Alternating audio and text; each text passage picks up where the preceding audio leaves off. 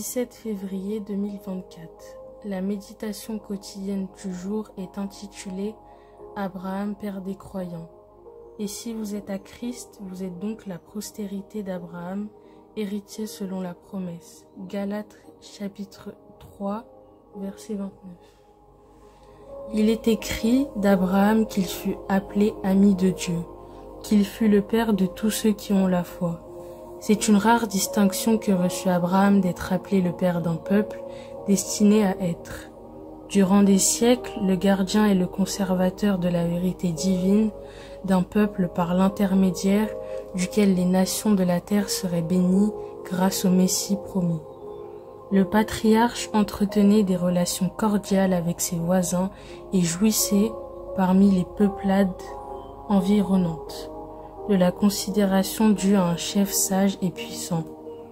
Sa vie et son caractère qui formaient un contraste frappant avec les mœurs des idolâtres exerçaient une influence décisive en faveur de la vraie foi. Son invariable fidélité envers son Dieu, son affabilité, sa bienfaisance et sa noble simplicité lui étaient rendues en confiance, en amitié, en respect et en honneur. Pour Abraham, la vraie religion n'était pas un trésor précieux à garder égoïstement pour soi-même. Une telle attitude était contraire à sa nature et à ses principes. Un cœur où Jésus habite est incapable de cacher le rayonnement de cette présence. Aussi, cette lumière, au lieu de diminuer, y brille d'un éclat qui grandit de jour en jour, au fur et à mesure que sous l'action du soleil de justice disparaissent les brumes de l'égoïsme et du péché. Représentants de Dieu sur la terre, les croyants doivent être des flambeaux au sein des ténèbres morales de ce monde. Dispersés dans les bourgs, les villes et les villages, ils y sont les témoins, les ambassadeurs par lesquels Jésus veut communiquer à un monde incrédule la connaissance de sa volonté et les merveilles de sa grâce. Son désir est que ceux qui participent à son regard saluent soient des missionnaires du Très-Haut. C'est d'ailleurs par la piété du chrétien que les mondains jugent l'Évangile. Les épreuves supportées avec constance, les bienfaits reçus avec gratitude, la douceur, la bonté, la miséricorde, en un mot l'amour du prochain, voilà les vertus qui illuminent le monde.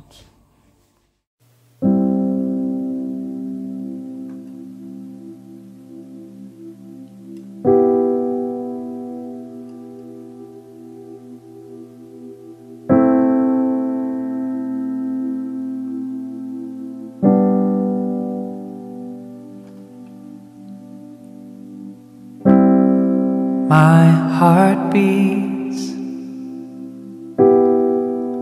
for you. My soul longs for you.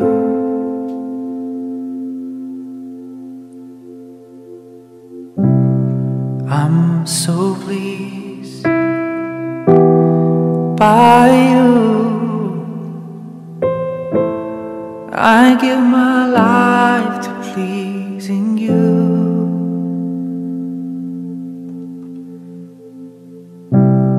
I find rest with you. There's nothing for me to do.